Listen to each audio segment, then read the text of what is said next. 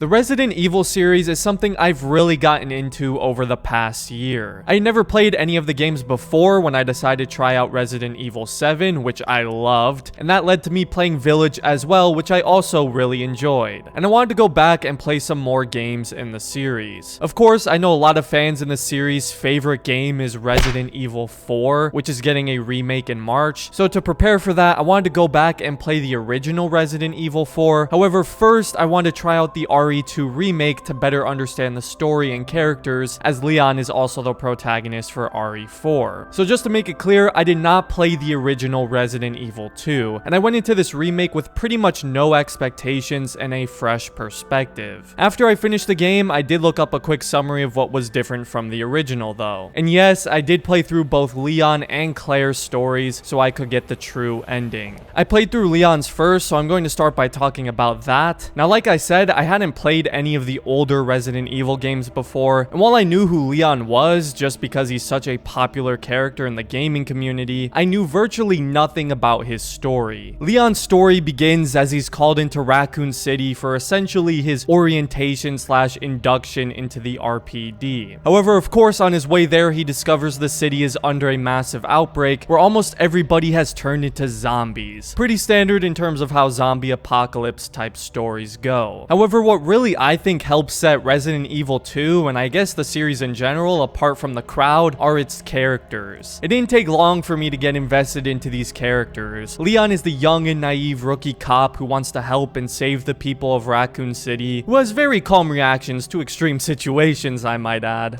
What? The story features strong supporting characters like Ada, Claire, and Marvin, whom I really liked as well, and they develop interesting dynamics and relationships with our boy Leon. Claire, of course, is absent for most of the story since she's off doing her own thing in her story for a majority of the time, but characters like Ada really add a lot to the story with her personality and motivations, and of course her interactions with Leon. There's also some really interesting antagonists, mainly Mr. X, which, oh man, do I have more to say about him, but to quickly sum it up, he's terrifying. Oh, hello, sir. How are you? Oh god. Oh man.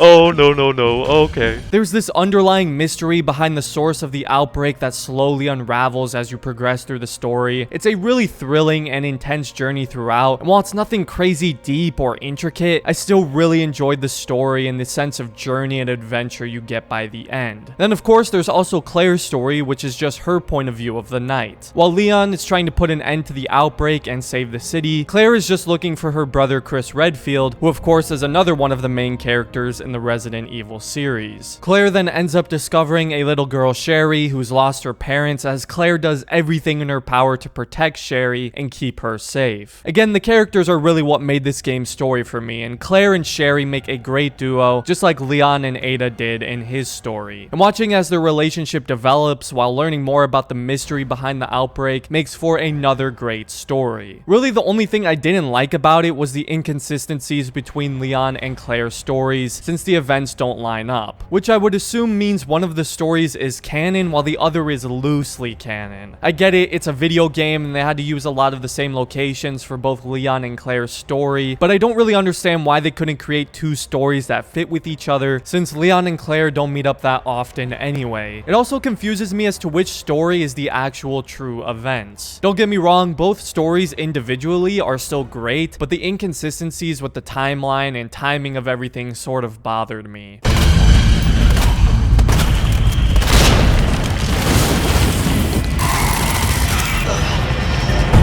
The gameplay for RE2 is really fun and definitely requires you to use that old brain of yours for a majority of it. There are lots of puzzles, some easy, some fairly challenging, especially if you aren't keeping mental notes and track of all of your items. However, once you complete the puzzles, you get a really satisfying and rewarding feeling. This game can either make you feel really smart or really stupid at times. The gunplay is also very satisfying, however, it's pretty challenging. The regular zombies in this game are very tough and durable. Some take like 6+ headshots to kill with a regular pistol. Can you please just go now? Thank you.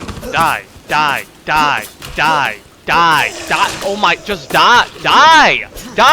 Just die. as they just absorb stacks of your ammo, which is already pretty scarce. Eventually, I learned it's better to just stun and avoid the regular zombies whenever possible, and save my ammo for the tougher, faster enemies like the lickers and zombie dogs. The game has a decent enemy variety, although from what I understand, has a lot less enemy types than the original, which I found to be a bit odd. But regardless, a lot of the enemies are very tanky and often wasteful to kill. However, I haven't even discussed this game's most ruthless enemy, Mr. X.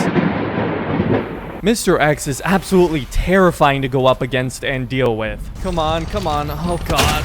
Ah! At a certain point, he's unleashed into the RPD as a roaming stalker enemy who searches the place room by room for you in real time to hunt you down and kill you. He's such a menacing foe to go up against and created genuine fear in me as I was playing. Leave me alone, leave me alone, leave me alone, leave me alone. Please!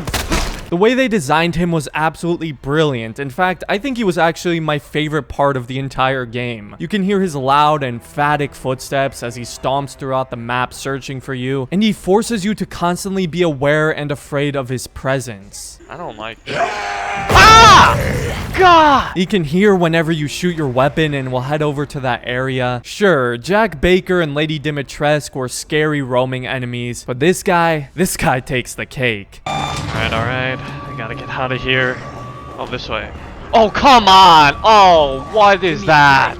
And just when I finally thought I didn't have to deal with him anymore once I finished Leon's story, I need to get to the library. Oh, come on! Mr. X just really stepped up the intensity and fear of the game and made me very anxious when moving through the map. Leon and Claire both get different sets of unique weapons. Leon gets the Matilda, a shotgun, chemical flamethrower, and the Lightning Hawk, which is a deagle, while Claire actually gets a lot more weapons. She gets 3 different handguns, including a Magnum, a grenade launcher with flame and acid rounds, the spark shot, as well as an SMG. I love the progression system with the weapons as well. All the little customizations and attachments you find and equip as you progress through the game, making your weapons stronger and more effective. Some of the weapons are locked behind puzzles like Claire's SMG and Leon's deagle, which makes it all the more satisfying when you unlock it. You also have your sub weapons with the combat knife, flashbangs, and grenades, which essentially works as your get out of jail free card whenever you get grabbed by an enemy. The crafting system was very familiar to me from the newer games. It works very similarly. You combine different colored herbs to get certain benefits or buffs like restoring health, reducing damage, or removing toxins. You can combine different grades of gunpowder to craft ammo for your variety of weapons. It's a really enjoyable system. And it also plays into one of RE2's main gameplay focuses with inventory management. Your inventory is very important in Resident Evil 2 as you have very limited space and a lot of items to pick up. It forces you to make tough decisions on what you want to pick up, leave behind, or store, again forcing you to use that brain. It also makes when you get the rare hip pouch feel so rewarding and useful as it gives you some precious new inventory space. The game has its fair share of boss fights, each one getting progressively more challenging. They can be quite difficult, especially since you can't sprint or dodge in the game. All you have is this very slow trot, so it makes it hard to get out of the way of incoming attacks. It's not like the newer Resident Evil games where you can just guard either. I think some sort of dodge or roll mechanic would have definitely been useful, especially for the boss fights, but I still enjoyed them. There's just so much about this game that really excels at giving the player a satisfying feeling once you've completed something or beaten a difficult boss. It's also worth mentioning there are short sections in both Leon and Claire's story where you can play as different characters, getting to play as Ada with her EMF visualizer and Sherry in a very intense game of hide and go seek.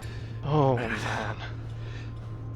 Oh, my heart can't take this. The RE2 remake has phenomenal level design. The RPD is a great location. It can feel very claustrophobic and also very intense whenever you get cornered or trapped by enemies, especially with you-know-who roaming around. Oh no, it's a dead end. Get away, man. Get away. Just leave me alone. All the locations as a whole have this very dark and eerie feeling, often using your flashlight as one of the few sources of light. It does a great job of building fear and suspense, so when some of those horror moments come, they actually feel earned rather than just relying on a bunch of cheap jump scares. I also really like how most of the scary moments for me in this game were unscripted. It makes it so unpredictable and genuinely more more terrifying because you never know what to anticipate, especially with Mr. X. And by unscripted, I mean things that actually happen in game, like Mr. X stumbling upon you in a little room as you've been shaking in fear. Oh, please, man. Or a zombie jumping out and biting you from around a corner. The scares happen in the game with unpredictable AI rather than in a cutscene where you have no control over what happens, and that's what I really like. It's what makes horror games often a lot scarier than movies, in my opinion. You actually have to will yourself to go on and complete your objective. You can't just hide behind your character. Alright, let's get out of here. Finally. Oh, come on, man! And like I said earlier, the levels have a bunch of intricately set up puzzles and items that require you to do some thinking and strategizing, along with a lot of backtracking. There's lots of extra things you can do in the levels as well for rewards, like opening safes and lockers. It's very smart and rewarding game design. The sewers and lab also provide a nice change of pace and new scenery and locations to explore and discover, all while keeping that great atmosphere. A little detail I also really enjoy is that the enemy bodies don't despawn. So if you killed a zombie in a certain place hours previously, it'll still be there, which I think is really cool. It makes the game feel a lot more realistic and grounded. And sometimes those bodies will even spring up again, revealing they're still alive. I was disappointed to find out most of the locations in Claire's playthrough were the same as Leon's, with only a few exceptions. It did make it feel a little repetitive, especially since I played them back to back. Some of the puzzles are altered or a little different, but again, the gameplay and level design is so good and satisfying that I didn't have much issue doing most of it all again as Claire. I just wish there were a few more new areas aside from the orphanage, but that's a minor complaint in the grand scheme of things. Oh, and I just loved having to deal with my good old buddy again. Alright, let's... Dude! Do you ever go away? Oh my, just leave me alone, you loser! In terms of visuals, this game looks absolutely stunning. The character models, reflections, especially the lighting looks incredible. The detail in the zombies, I mean, I was extremely impressed. And it blows my mind how these Resident Evil games look that good and still run on really good frame rates on PC. Seriously, it was the same thing with 7 and Village as well. I do not know how they do it. Wizards. The soundtrack is also great. The song that plays whenever Mr. X spots you almost gave me 4 heart attacks at once. Dude, I'm so done. It can be chilling and also very intense, especially towards the end of the game where the music really amps up. I loved it. I know a lot of people are probably really partial to the original game soundtrack, but the remakes is great too. I genuinely had a great, and most of the time, terrifying experience with the Resident Evil 2 remake. Man, I cannot wait to make you suffer. Oh my. Which is a good thing. I definitely recommend this game to people who haven't tried it yet. I had a great time with it, and it goes on sale quite often, so pick it up on one of those for a great price. I know I got this game really cheap, and it was definitely worth it. The story and characters were enjoyable, the gameplay was fun and satisfying, the atmosphere and level design was phenomenal, and the visuals and soundtrack were top-notch. I can't wait to try out the original Resident Evil 4, so let me know if you'd like to see a video on that. I'm becoming really invested in this series. Also, let me know if I should try out the Resident Evil 3 remake. I know people have pretty mixed feelings on that one, but feel free to let me know down in the comments your thoughts on the RE2 remake if you've played it already, and if you haven't, let me know if this video helped you decide whether or not to try it out. Also, some news for the channel. I now have channel memberships where you can get access to special perks, like getting to see my videos early before they go public, as well as on-screen shoutouts as just a couple of examples. So if you're interested in that and want to support me through memberships, you can press the join button next to my channel if you're on desktop or Android. If you're on iOS, I left a link in the description. That'll take you to the join page as well. Of course, you don't have to. It's just an extra way to help me out and get some special perks as well. But regardless, I appreciate all of your support. If you're new here, consider subscribing to the channel. Other than that, thank you for watching, everyone, and have a great rest of your day. Just leave me alone!